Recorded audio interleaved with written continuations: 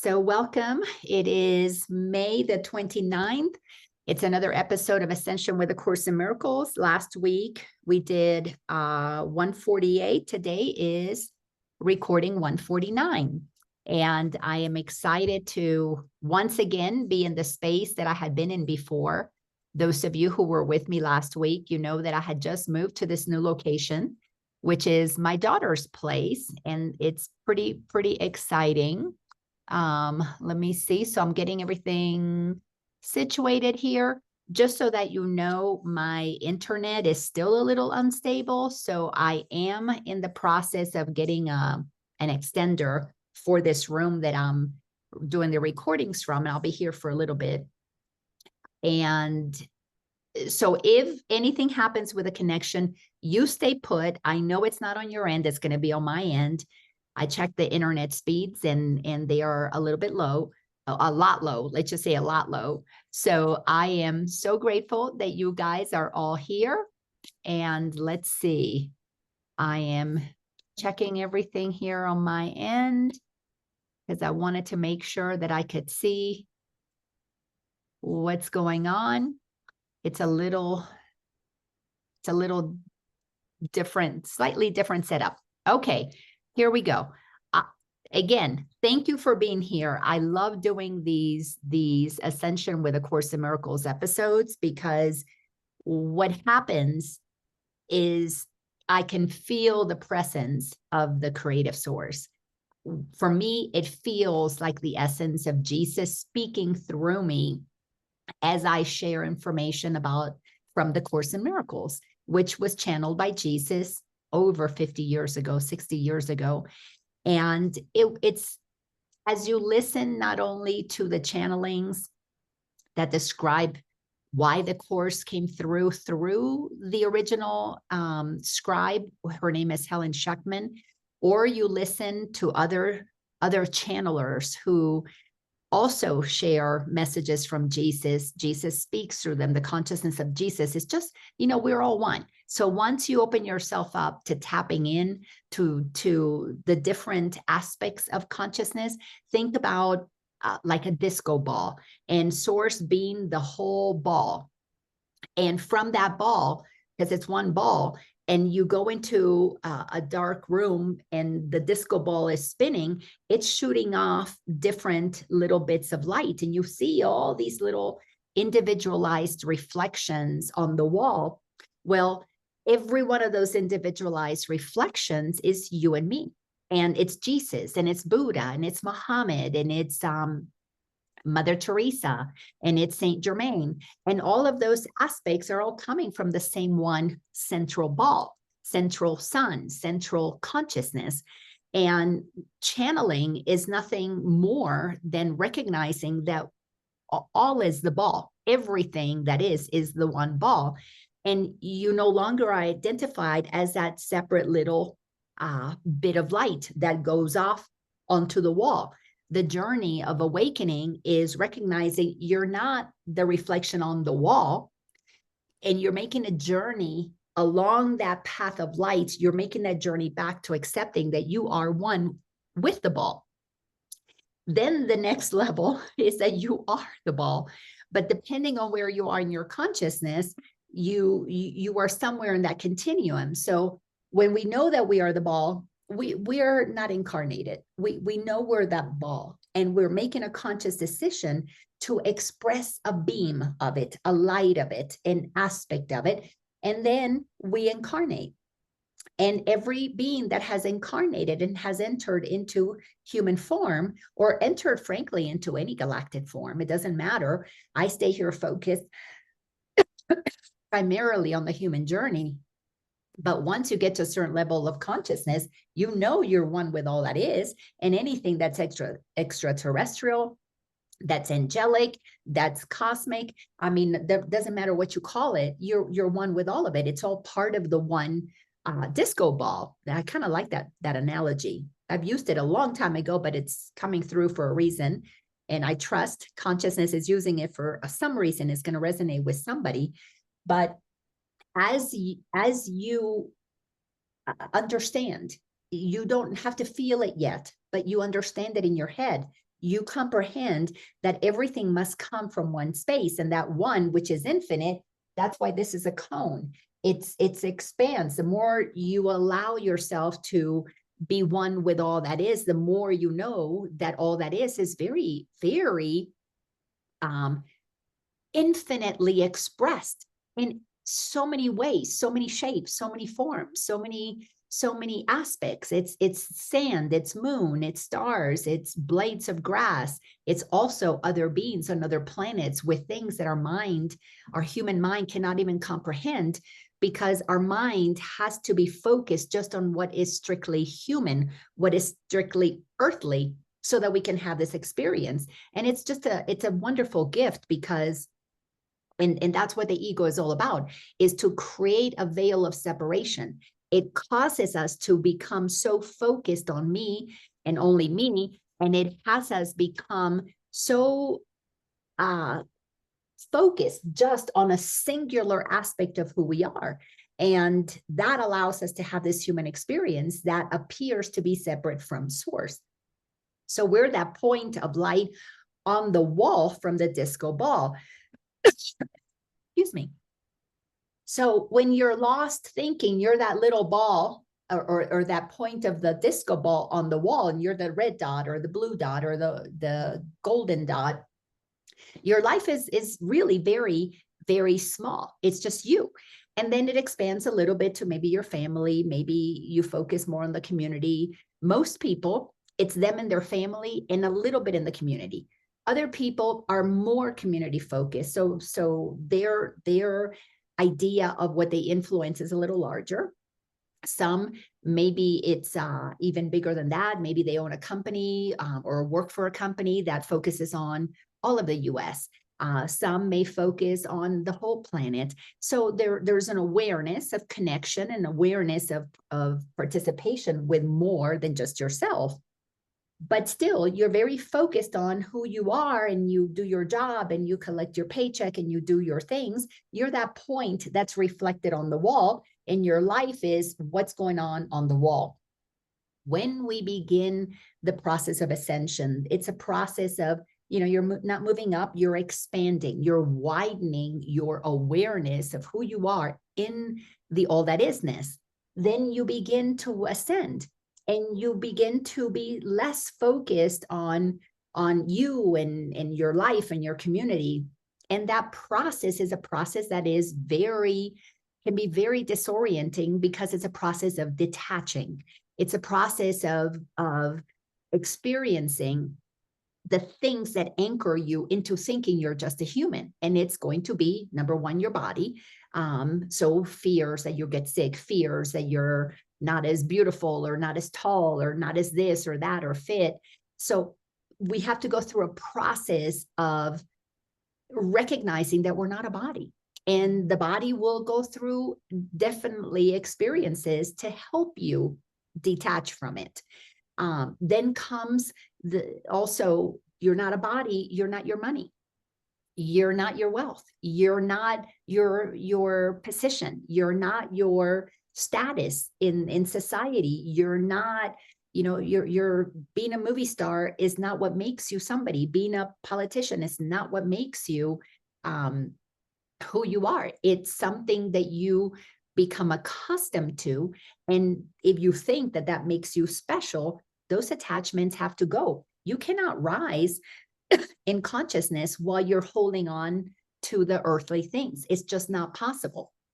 So we're all given opportunities on the journey of ascension to let go of attachments to earthly things. So because, while you're holding on to the earthly stuff, you can't open up to the divine part. Most people that I know on this journey, we're holding on tight, and then we let go one finger, then we let go 2 fingers, we let go of 3 fingers, we let go at some people, many people that I coach, that I've worked with over the years, they've let go 1 hand. They feel pretty comfortable that they're not of this world, that they're divine beings, but they're still holding on with the other hand. They still have reactions to if somebody doesn't like something that they said, or they're still worried about what people think. But yes, there's a level of detachment in some areas, but there's still a level of attachment in others. And until you totally let go of all of this, whatever it is, and you know you're attached, if you have fears, if you have a fear of losing that, if you're still worried that, you know, you're not getting your pension from the government, or you're not getting the call for the job, the part, the whatever it is that you think makes you somebody. We see that with movie stars. You know, they don't get the call for the part because they're not young enough, or they're not beautiful enough, and they go through depression because they're not being considered for a movie role. Well, we have to let go of all attachments. Somebody gets sick in your family. Does that upset you? Does that turn you into somebody who feels, oh my God, I can't live without my spouse or my child or whatever? Those are attachments. And there is nothing wrong with attachments. That's what the human journey is about. To move into the realm of 3D, this density where you really are in the thick of being human, nothing wrong with that. We all signed up to have that experience. But you cannot be in the thick of thinking you're just human and also experience the freedom of being a divine being, choosing a human experience. You cannot be in both places. Your awareness tends to focus in one or the other. While we are on the journey of ascension, I call it a bridge. You could call it a ladder if you want to place it this way. You have to go through the process of detachment, meaning every irritation is an invitation. Anything that upsets you, if it upsets you, it upsets your ego. It doesn't upset your soul. Your soul does not get upset about anything. Your soul is enjoying the journey. Your soul is what animates your body. It's what is eternal about each and every one of us. That part does not get upset. That part is like, woohoo, I'm on this ride. The ego, on the other hand, the aspect of self that allows us to have a human experience, gets very upset about anything in the human realm that doesn't go the right way, because we are conditioned when we descend into the density of being human and we're in the thick of things. The mind is trained, it's programmed through the government, the teachers, the preachers, religion, medical, that we are just a human and we have a social security number. We're stamped at birth. This is who you are. And then we live into that identity. Absolutely beautiful part of the process. But if you want to ascend into total freedom, you have to let go of what anchors you in this density. You have to then begin to understand what happens in a lighter density. And we are moving into the fourth density. The 4D is the process of having one foot in both worlds. For a while, that makes sense. But as we continue to ascend, the gap gets bigger and bigger and bigger. You can't be stable if you got one foot in the 3D world and one foot in the realm of consciousness where you know you're divine. At some point, you have to pull that foot away. Think of it, if it's a bridge, you can straddle it for a while. And for a while, it's fun to straddle the bridge. But at some point, the bridge gets wider and wider. You can't have your legs spread apart that far without something giving. And when you make that decision to anchor yourself in the fourth density, no, the density means you have lightened up. That's why they call it enlightenment. You're no longer in the thick of being human. You're not just identified, as I said earlier, in the disco ball analogy, you're not just identified with being that dot on the wall. You are tracing the path back to the disco ball. You know you are the light, and you are creating a relationship with the disco ball. That's where I come from. That's what I am reflected from, instead of being over here, just the human having a very singular experience. So I know I mix metaphors, disco ball, the bridge, the ladder, all of those things. It's what comes through me. as we move on that path back to training the mind into recognizing the truth of who we are, which is the brilliance of A Course in Miracles, laid out so perfectly to understand that you're not an ego. You have an ego. Ego is an aspect of you. Ego is what allows you to forget who you are. Once you remember who you are, you cannot be operating in the being just a human when you know that's not who you are. I mean, it makes people, it's like you're schizophrenic, like you have two personalities. For a while, I really thought that I was going crazy. I was hearing these two voices. I was aware. I'm not the ego. I'm not my fears. I'm not just a human being. And I was embracing, I'm a divine being. What does that mean? How do I act in the world? Well, all of the understanding of how a divine being behaves in the world, for the most part, that's the ego being trained into accepting the truth of who we are. Because remember, the egoic identity, the I am Laina, is designed to create the sense of separation. So it was Laina, the separate aspect of myself, that was becoming spiritual. When you're becoming something, you know it's your ego. When you know what you are, that's the essence of who you are, confidently grounded in, I'm a non-physical being. I am consciousness. To get to the place where you anchor yourself and you know that that's the truth of who you are, you have to let go of all of the attachments of the human self, because you're not that. Your mind knows that you're not that. As we go through the process of awakening, it's very, very disruptive to our human life. It's, you sound crazy. You sound crazy to other people. Then you realize, oh my God, I sound crazy to myself. I've got these two voices that I'm listening to. When you can step back and observe the voices in your head, you really think you're going crazy. So it helps to be in community that understands that, to have a teacher, a coach, a mentor, a friend who you can talk about these things, and you realize, oh, I'm not just going crazy. I'm literally waking up. I'm really literally becoming the observer of these two aspects that I have to pick between. So we train our ego into understanding what this is all about. That's why a spiritualized ego, as it's stated in The Way of Mastery, which is another book channeled by Jesus, teachings that were channeled to give us another level of understanding the Course in Miracles, tells us that the spiritual ego is the last egg to be cracked, because we become very spiritual. I know I did. We become a know-it-all. We become, an expert in spirituality. We let people know what they're doing right or not doing right, what crystals they should have, they don't have. And the ego gets very attached to, this is my teaching, this is my guru, this is my crystal. I can't function without my crystal. I can't function without my green tea.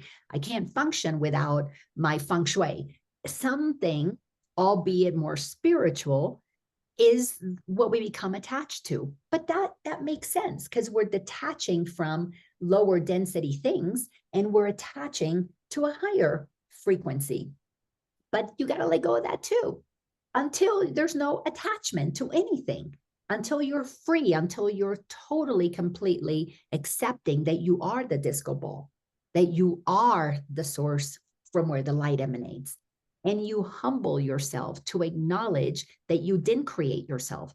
There is a consciousness, there is the unseen energy that is your source, that is what animates you, until there's enough maturity, enough humbleness to accept that you are animated by a source that is not you.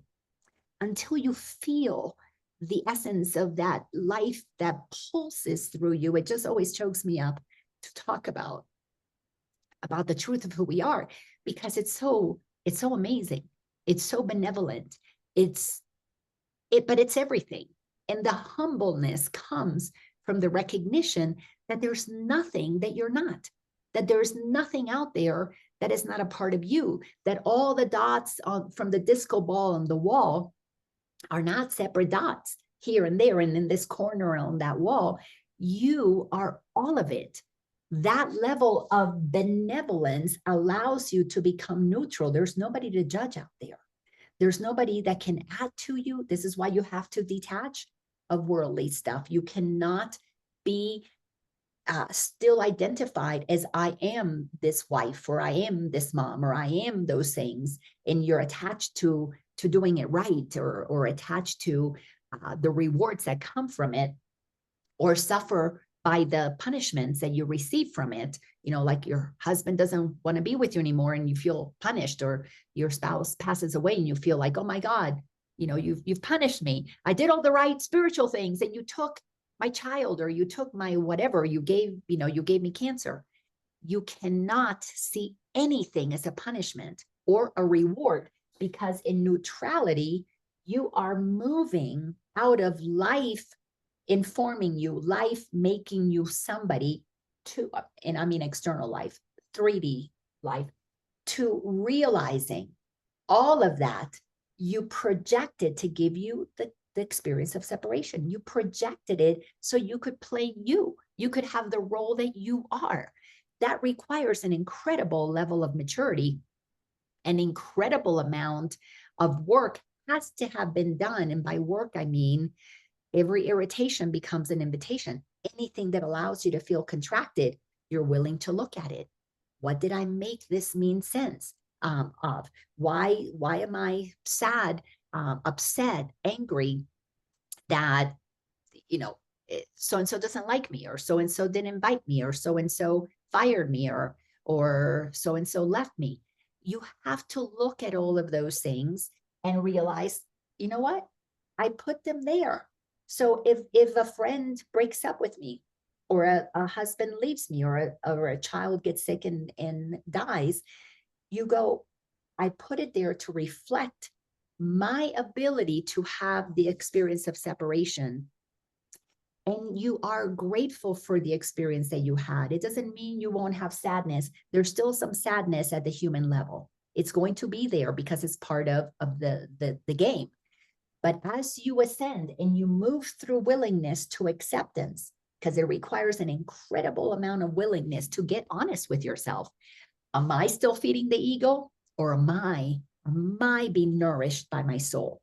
So you have to be radically honest on where you are on your journey. Course in Miracles lays out how the ego gets created, how it operates. It tells you so specifically how it works. So if you can be honest, oh, I see where I have an idol. I see where I worship money. I see where I worship the movie star. I see where I think this politician's going to save me. I see where my child is the source of my happiness or my suffering. When you can see how the outside has become idolized, then you can be honest about the journey to reverse that process, to take power from the outside and bring it back in here. Because those who are ascending to a higher dimension, what is known as 5D, we are not going to create a world which means projecting a world from disempowerment, from separation, from needing to get something from the outside. We are going to co-create from the inside out. Everybody's going to have something to contribute. As we've been seeing here, we've been studying, of course, from the Course in Miracles. We are in chapter 30, called The New Beginning, which is teaching us that we are on the cusp of something brand new happening. Every moment, actually, that you are on this planet, and you are, whether you're aware of it or not, it doesn't matter. It's always a new beginning. It's a new day. It's a new hour. It's a new moment. It's a new opportunity. And the opportunity is when you're conscious that you can choose to ascend. You can choose to operate from a dimension that recognizes our oneness, recognizes the game that we're playing. And really, people down here don't want to hear life as a game. But when you become aware that, oh, I created, then it feels really good and empowering to say, well, then how do I want to play this game? But that's maturing on the journey. That's like moving through grades in school, or moving up the bridge, or moving up the ladder. Again, whatever analogy you want to use. You have to be honest. Oh, I'm still reacting. I'm still in third grade. I'm in the 3D world. I'm responding to the situation. I'm in fourth grade. I'm now acknowledging that I created it all. I'm in 5th grade. I'm realizing that I'm the powerful creator. So how do I want to use my power consciously? Instead of complaining about what happened to me at work, I'm going to, instead of sharing that with my family when I get home, oh, work was so hard and I didn't make enough money and I didn't do this and I didn't get promoted and somebody, you know, jumped over me. You come back in and you go, you know, today shifts happened at work.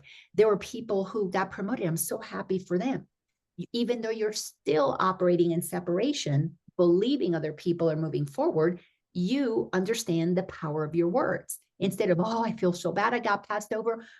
It wasn't my turn. How wonderful this person got promoted. You begin to move, and that's called positive thinking. And it does become a trap when you are denying negativity. But when you have done the work to acknowledge that you're the creator of all of it, you're not denying your feeling of sadness. You acknowledge, oh, wow, I felt sad for a minute. The irritation is an invitation. You become honest. Oh, I felt sad. Where's that coming from? Well, it's coming from when I was little, friends got picked to be on the, kickball team and I didn't. Oh, yeah, I got passed over. But you know what? I don't want to operate from that victim that got passed over. I want to operate from the one who can celebrate that those who are supposed to be moving forward, they got picked. They moved forward. This means it's not my time yet to do that. Then you get honest. Then you become honest. You go to your boss and you say, what do I need to be able to move to that position? You don't take it personal that there was something wrong with you. Instead, you acknowledge that it was their time. It wasn't your time. And you move into the place of accepting, oh, it was their turn. Then you get humble enough to begin to ask, well, what do I need to do to get better? And at the job, and you hear from others, this is training yourself, training your ego to be open to hearing guidance. Because once you can accept it from the outside without reaction, without feeling that there's something wrong with you, you can then accept it from the source within you. We are training our mind. Course in Miracles is a course in mind training. The mind has to be trained to accept truth. And when the ego gets all prideful and I know everything, it doesn't want to hear from the outside unless you're doing something good. And we have to train the ego to be open to also what the outside thinks. If you want to see how spiritual you are, this is something coined by Ram Dass, but I can tell you that everybody has to go through this. I had to go through this. Ram Dass was just speaking the obvious. Go spend a week with your family. Go see where the triggers are. Go see where you don't like it when mom or dad tells you what to do and treats you like you're a 12-year-old. Because what happens is that part of you where you learned that you got passed over in school, or your mom told you to do something you didn't want to do, or your dad told you to eat food you didn't want to eat, or you were abused, or you were neglected, or you were totally and completely built up like you were some kind of a special princess or prince and could do no wrong, and you think you're all that. You have to go back to where did you pick those things up and say, okay, I recognize I created that story from my immature self. I'm maturing. You begin to become your own parent. You begin to decide how to look at things. You begin to be one who is clear. You're not your human self. You are what animates that human self. So you begin to train your mind into the acceptance that you are this powerful creator. So you look for everything that activates something in you as a growth opportunity. You use it to learn until you have unlearned how you became you through your childhood experiences. And you now, as you unlearn it, you are shifting your perception about it. You know what? I'm not a victim because dad left. That was my story. My dad abandoned me. And so what happens is I abandoned my true voice when I became a people pleaser so that they wouldn't abandon me. You have to experience every time somebody abandons you, every time somebody passes you over, and you feel that pain in the gut of your stomach. you work with it, because it's energy, it's trapped energy. It's a denied aspect of self that as a child you couldn't process. So as a mature person on your journey with more awareness of how this works, you process it yourself. To process it, to bring it forward, to be with it, to experience it, to honor it. Oh, this is what allowed me to be Laina as a 10-year-old. That was what grounded me in my human story, so that in my earthly body, I can ascend my awareness of who I am and become the light, become the change, become the loving, peaceful being that I want to see the world become more of.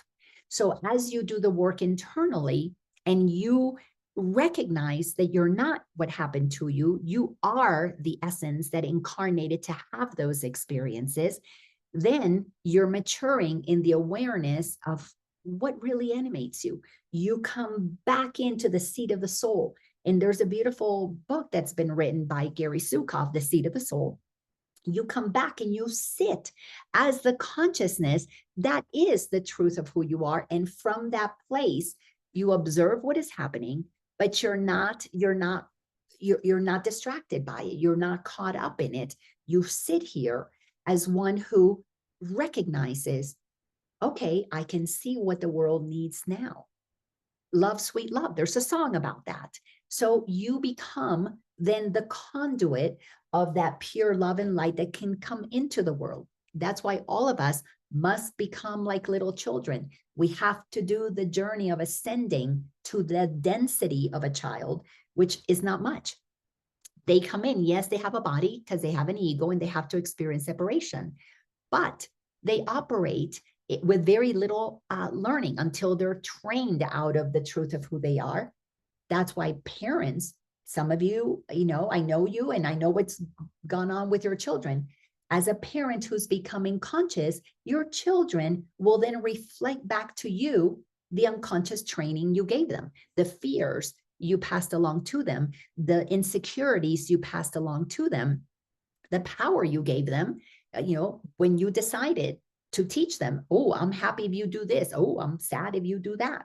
So they learned from you that other people have influence over how you feel. You got to bring that back. A conscious parent is reversing that process, is undoing that process. And sometimes you have conversations with your kid and they think you're nuts. What do you mean, Mom, that I don't make you happy anymore? Well, I had to have this conversation with my children. No, you're not the source of my happiness anymore. If you don't pass that grade, okay, that's on you. It's not going to make me proud of you. It's not going to make me happy for you. If you pass, it's not going to make me sad for you if you fail. It's just going to make me aware that you are living the experience you want to experience. And children who have been trained into disempowering beliefs are going to think you're crazy. I went through that with my daughter. Well, what do you mean? I'm not the source of your happiness anymore. No, sweetie, you're not. And I'm not the source of yours either. So there's a process of using our children's unconsciousness as an opportunity for us to see, oh my gosh, look what I did to you. Because when our parents pulled us down, all generations come at higher frequency. Our parents are trying to pull, they pulled us down. But our children come in a higher frequency and we try to pull them down. And if they didn't come down that low, we're ascending closer to them, but we're still operating in the realm of ego. And at some point, when we stand in our truth, then our kids can stand in their truth. And that's how we're reversing the process, because my daughter, who I began to see her more as treat her as a truth of who she is, she's had a baby. Well, where did that child come in? That child comes in above her. She's above me in consciousness. So future generations are going to come in and we'll be able to stay in a higher awareness of the truth of who we are. That's why it's going to take quite a few generations. I'm predicting 3 to 5 generations before the planet as a collective is operating from a realm of real honesty, no attachments, total collaboration with one another. But we're not there yet. People have to ascend. People have to do the work to get to that level of consciousness. So we've been studying in A Course in Miracles in chapter 30. Last week, we looked at, I believe it was paragraph 9 in, let me see, it was section 6, paragraph 9, I think it was. And by the way, last week, because my internet was a little stable, by next week, I'll have real stable internet. I've got to go to the internet company.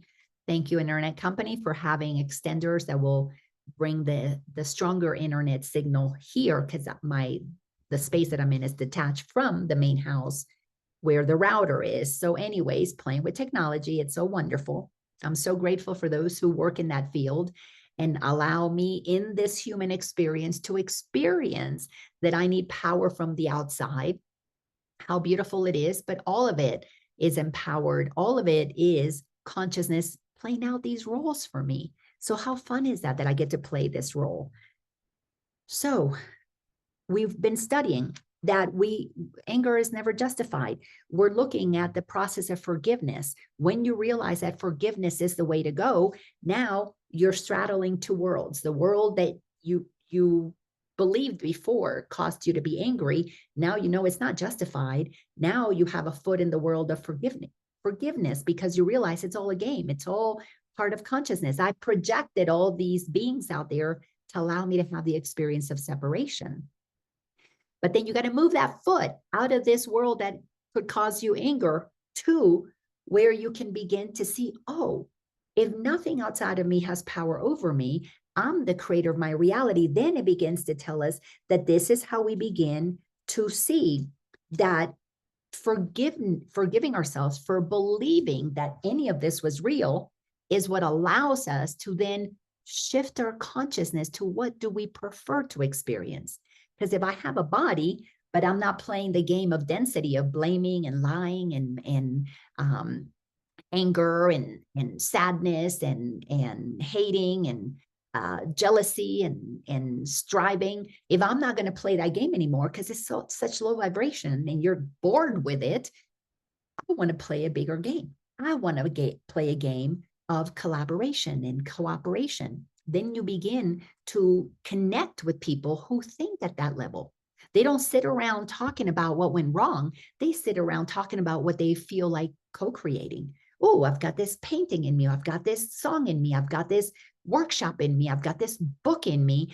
I want to create a new system of education. I want to create a new way of governance. I want to serve as a politician to change the system. I want to serve as a healer. I want to bring in holistic practices. Something will be inspired through you that you then become, because you got to be humble enough to say, this is God working through me. Something wants to come through me. You're no longer the separate self, Laina, taking credit for the book. You are the one who humbly bring this to the world. I don't know what it is for, but it is coming to be in service. And I get to be the one who moves along on that joyful ride. Like this course that I was recording yesterday when I went to Denver. It's an entire course. I think it was 13, 14 women sharing our different stories, different stages of menopause, that is going to offer women a journey in a more holistic way instead of the old way of, oh my gosh, menopause is coming, it's going to be so terrible. This is a higher frequency way of looking at that journey. So people come together. I didn't have to make that happen. I was called to bring my story to that. You begin to feel what resonates. Nobody calls me to do 3D stuff anymore. That doesn't happen because I don't vibe there, but I get called into higher frequency things. So anyways, as we begin to see that forgiveness is not only our right, it is what we want to do because it's the right thing to do from the right mind. Course in Miracles teaches us wrong mind is thinking with the ego. This is what you're going to create: density, attachment, suffering. But when you shift and you think with the right mind, and it's not a matter of good or bad. In Courses in Miracle, there's nothing that is good or bad. It's just frequency. Do you want to go dense into third grade? There's nothing wrong with third grade. Or do you want to do the work that is necessary to take you to element or to high school, to college? There's nothing wrong with that. I can't tell my grandson that he's wrong for being in third grade when I know it's just part of the path. But if he is 25 years old, staying in third grade, well, we're going to have a talk about that. Well, why do you want to stay there? Why are you so attached to this? So every single level is correct, but is it operating from low density, wrong mind, wrong thinking because you're thinking blocking God? Or are you aligned with right mind, right thinking? You're listening to God. You're just moving through stages, and it's okay because that's part of the human journey. So forgiveness, you got to understand that forgiveness is the right mind. You forgive things because you forgot that you're the creator of your reality. Nobody to blame because we're all playing this game together. And then you prepare yourself little by little to let go of the outside, let go of the idols. And you begin to, as it says, to look to your brothers and sisters with a willingness to see them as powerful creators. You stop seeing people as victims. You don't buy into their victim stories. When my son was in the middle of drugs, oh, life sucks and I want to kill myself. Okay, you're the creator of your reality. If that's what you want to experience, that is your path. As you can imagine, the 3D people thought I was insane. That what kind of a mother are you? Well, I wasn't a 3D mother. At that point, I had already accepted that I and my son are creators of our own reality. He wasn't my son anymore. He was my brother in Christ. He was just as powerful as I am, because he happened to be in a lower step on the ladder, if you will, did not mean that there was something wrong with him. I was helping him remember the truth of who he is, because in truth, his density his knowingness was a higher dimension than I was, but I had trained his mind to think in a lower way. So we had to work through that. I'm so sorry that I taught you to think so little of you. So we've got to begin to see that the son of and the daughters of God are all perfect, and see them that way. And we can only see them that way because we came to see ourselves that way, because it's the light in us that sees the light in them. Like namaste, spirit in me, see spirit in you. But instead of just saying that because you go to a spiritual center, you live it, you breathe it, you be it. You are operating that way. Your walk and your talk become aligned. So in paragraph number 10, it says, look on your brother with this hope in you that they are just as perfect as you are. And you will understand that he could not make an error that could change the truth in him. So no matter what they're doing, it can't change them. No matter what my son did, it didn't change that he is a non-physical being having a temporary human experience. When I began to see the powerful light that he is, just, back to the disco ball, he was the ball. He is that place that emanates that light that reflects from. He wasn't the dot on the wall. I had to help him work his way back by helping to unlearn. I would teach him, or I would help him see all the irritations were invitations to see that he was believing wrong things, because I taught him most of those things. I taught him that he was supposed to become like everybody else, and he was supposed to get a college degree and go into the world and have a corporate job. He didn't want those things. So I had to say, not only do you not have to do that, but I'm so sorry that I raised you to believe you did. So his inner knowing was like, I don't want that. But his ego was, I got to please mom. I want mom to love me. I want mom to like me. So I got to do what mom wants, what dad wants, what the teacher wants. So he got trained into giving everybody his power. So by the time he got into high school, it was overwhelming, all the things he had to do, all the people he had to please, when the voice inside of him said, I don't want any of that. So he went through a process of having to numb the pain inside, where he felt like, I need to silence my voice so that they can be happy with me. He numbed that pain with drugs so he could try and be what everybody else wanted him to be, but he couldn't pull it off because it wasn't his path.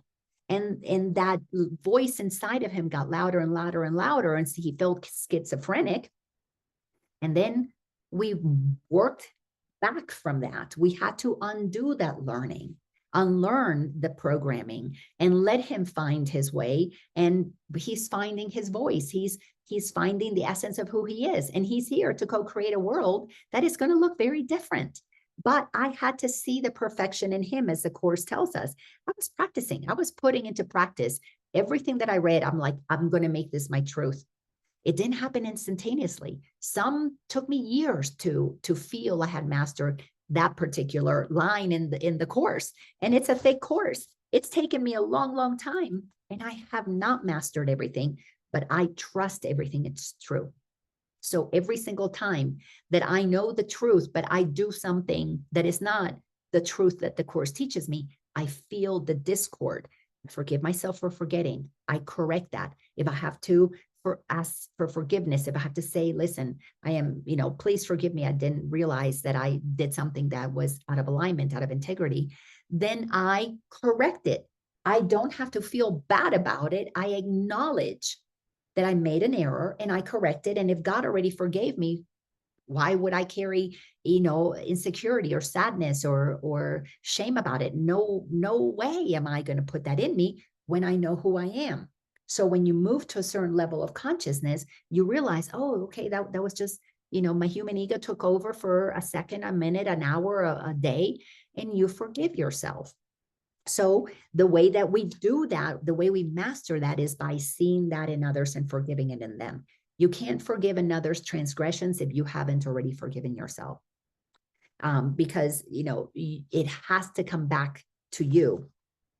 It is not difficult to overlook mistakes that have been given no effects. Once what others do has no effect to hurt you, to affect you, to you or to take away from you, then in that place, you realize you can overlook anybody's mistakes. Even a murderer, you can overlook their mistake and you can recognize, oh, wow, they really don't know what they're doing. And then the human you, powered by the divine you, can assist in the rehabilitation of another's mind. What were you thinking when you did that? Oh, you learned it. You watched it on TV. Your father did something like that. It's part of the training that you've received from society. It's been okay to be in the military and go shoot people. You begin to understand, where do we get trained into killing one another, into hurting one another is okay. You have to trace it back. Where did this start? And you begin the process of changing how we do things, because you stop agreeing to do low frequency things, not by judging and shaming and blaming, because if you do, you're right there with them, but by forgiving that in this human world, the idea of separation, the idea of self-protection is part of the game. And if we are elevating to a place of collaboration, you must begin to collaborate with another, see their powerful self, call them into the remembrance that there is another way, not by shaming them, but by rehabilitating them, by helping them train their mind through the process of forgiveness. We have to understand through empathy that others are hurting because we have been conditioned that that's okay. But we can't go hurt them and blame them and shame them and be above them. It doesn't happen. To be in the frequency of blame, shaming another, you have to be there. Because from here, just as Jesus exampled for us, you forgive them, they don't know what they're doing. But to get your consciousness to be at this high frequency and observe the low frequency of the world requires an incredible amount of training. And the training is of the mind. The mind has to be trained to see things differently. And once your mind is trained at that level, your body has been purified. Because you're no longer holding your own disowned aspects of self. You have faced all of your shameful experiences when you hurt somebody, when you killed a bug, when you in your mind killed somebody, wanted them dead because of what they did, wanted them to, yeah, you deserve the electric chair.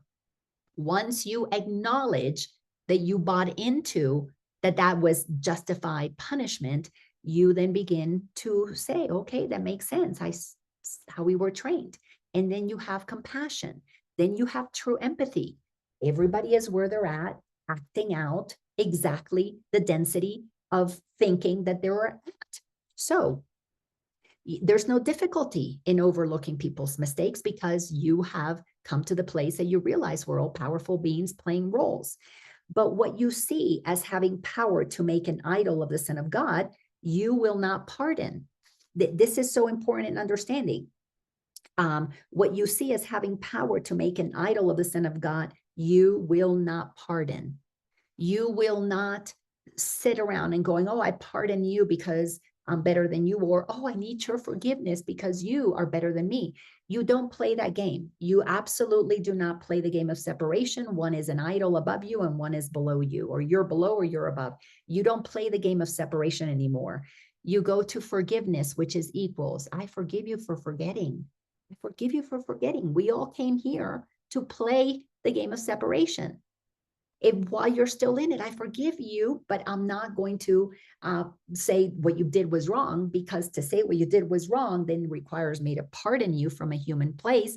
That makes me separate from you and makes what you did real, having power that I now need to pardon. So the mind has to be trained into seeing everything as neutral. Neutrality means it's not good or bad. And until you're ready for that step, you're not ready for that step. So if the mind is still seeing, oh, what you did is wrong, and you should go to jail, then you're still in the place of right and wrong. It's okay. This is where radical honesty comes in. Oh, wow, I really believe that they should be punished. Where in you is still one seeking revenge from another. You've got to go to that place in you, because that density in you could be from this lifetime, could be from another lifetime, where they should be punished because you still carry a story where you were hurt and you're still seeking revenge and you're still seeking a correction in the 3D level, not the higher consciousness level. So it's a journey of radical honesty. So, for he has come to you, or he has become to you a graven image and a sign of death.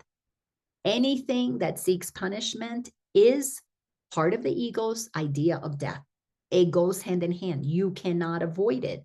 So you've got to get honest with, where do I need somebody to be punished so that they can diminish and I can expand? In the 3D world, one has to be right, one has to be wrong. It's like a seesaw. Consciousness means we gotta balance a seesaw and all be equal, because until we're all equal, we're not free. You cannot be free while you are off balance, because you got to hold on to something to balance you.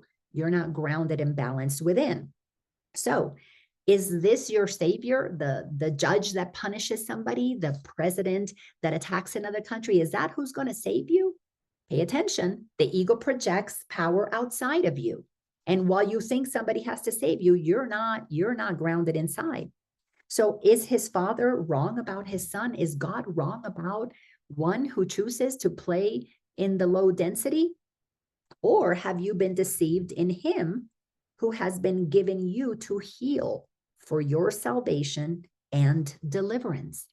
See, we cannot ascend until we see our brothers and sisters as perfect according to God. That's why it tells us, I thank you, Father, for your perfect son, your perfect daughter. And in his glory, I see my own. Because when you see the other as perfect, playing whatever role they want to play, there are no more victims in this game. That frequency of being a creator, creating, is a powerful frequency. It's a very elevated awareness where you consciously recognize that there are no victims. Here is the realm of victims and bullies. You have to have a right one and a wrong one. And the right one, we make the idol. The wrong one, it's terrible. Well, to see that, you're there in your own consciousness. To see the game that everybody is playing, and the roles are different, and some roles bring suffering and some don't. You're at a higher level of consciousness. Now you can focus on the light in them. Now you can call them into their power, like I did my son. Honey, if you are believing that everybody else has power over you, good for you. But I'm not going to take your power. I'm not going to tell you what to do. I see that you're powerful trying to give me your power, but I'm not accepting it. You keep your power. I'm not taking credit for anything that happens good in your life, and I'm not taking credit for anything that doesn't go well in your life. You are creating it all. Can you imagine a teenager hearing that? He didn't like it one bit. But if you ask him today, what was the thing that you hated that I did to you during those 4 years that you were struggling with drugs? He would tell you, I hated that she would tell me I was creating my reality. And then if you ask him, well, what was the thing that finally helped you stop doing drugs? I create my reality. It's the same thing. Ego hates to hear that. The soul loves to hear that. Because when the soul hears that you create your own reality, it's remembering its power. It's remembering, well, if I don't like this, why am I doing that? If I don't like feeling bad about myself, why do I keep saying bad things about myself? If I don't like feeling bad about my situation, why do you keep pointing at the bad things in your situation? But when we're young, the mind goes, it's like a pendulum swinging. Oh, I feel good about myself. Oh, somebody likes me. Oh, I feel bad about myself. They don't like me anymore. I feel good because I got my hair done. Oh, I feel bad because my hair grew out and I can't manage it. Oh, I feel good because I got the job. I feel bad because I didn't get promoted. Pendulum is swinging. And when you're unconscious, immature, you're riding the pendulum. Well, when you become conscious, you begin to let go of the pendulum. But you can't let go of the pendulum until you bring it to a stop. But you will ride the pendulum, 90 degrees this way, you'll ride it 90 degrees the other way. Then you ride it 89 degrees and you ride it 87 degrees and you ride it 86 degrees, 85 degrees and 70 and 60. And little by little, your mind becomes quiet enough because you do the work of questioning everything that you're feeling. And then you come to a real sweet little balance. And our human experience will have a little ebb and a little flow, but not to pull you out of your center, but just to remind you, oh, okay, I'm inhuman. I felt a little sadness, but I'm not going to make it about me. I'm going to feel it and I'm going to be with it and I'm going to allow the sadness to be there, but I'm not going to make it about a disempowering situation. You then become seated in the center of your soul. You observe what is, and then you watch somebody who swings and you go, whoa, you're powerful. My gosh. Like you go to a show, just about all of us are familiar with the people who swing on trapezes. We go and we watch them and we go, my gosh, isn't that amazing? So watch the people around you swing. Their personality goes from here to there. We like to label that bipolar or schizophrenic or psychotic, whatever you want to call it. But they're powerful creators, experience amazing levels of conscious or of potential within the density of being a human. The Course in Miracles wants you to understand how your mind takes you there and how you can begin the process of slowing that down. And as you slow it down, you just come to the center of yourself. And when you're centered in yourself, then you can observe it's a show. The whole world is a stage and everybody's performing. Why would you call anybody a victim of anything when they have chosen from a non-physical place to have a physical experience? Our work, as the Course teaches us, to help them stop the suffering is to model another way. And you model another way, especially with your children and grandchildren and those around you, by letting them know how you change your mind about things. And then you become an example. You become the change that you want to see in the world, but you can't be afraid of having these conversations. The spiritualized ego wants to sit up here and, oh, you're not being spiritual enough. I know I did that. It's part of the process. Don't shame yourself. It's part of the process until you realize that everybody is doing the best that they can at whatever level of consciousness they're at. The more you expand your consciousness, the more you can listen to where they're at. Not to judge them, not that they're lower, but just to have empathy. Oh, they are experiencing suffering because they believe that that's real. Not to say, hey, you're the creator of your reality, but rather to say, what can I do to assist? How can I be of service here? How can I participate in making things a little easier for you? I was there one time. Do you want to hear how I got out of that? No, it's, it's terrible. Okay, well, if I can be of help, let me know. And then you respect that they're at where they're at. That's one of one of the most difficult things I did as a parent, was to learn to respect that they're at where they're at. Because we don't know what anything is for. It's in those places that we learned our lessons. If anybody tried to pull me out of my misery when I wasn't ready to come out of my misery, I would have missed my lessons. And I never could have jumped, skipped steps. It's not possible. I had to go through the process that I had to go through because I had to stop my own pendulum. Nobody can stop your own pendulum. You have to do it internally. You have to do the work with you internally. Nobody can do that for you. So with that, we complete episode 149. We are now complete with that section, which is section 6. Next week, we will start section 7. It's called the new interpretation. The new interpretation is you have to interpret life very differently in order for you to begin the process of grounding yourself in who you are in this new beginning, this new earth that we're co-creating. Thank you so much for being here. If anybody has a comment or anything you want to share about this transmission, I love it when this stuff just comes through me. So thank you for being here to receive. All episodes before this are on my YouTube, Laina Orlando. And thank you. Where two or more gather, there is love. And I just feel that there is such a desire to hear what consciousness has to share, no matter if it comes through me or it comes through somebody else.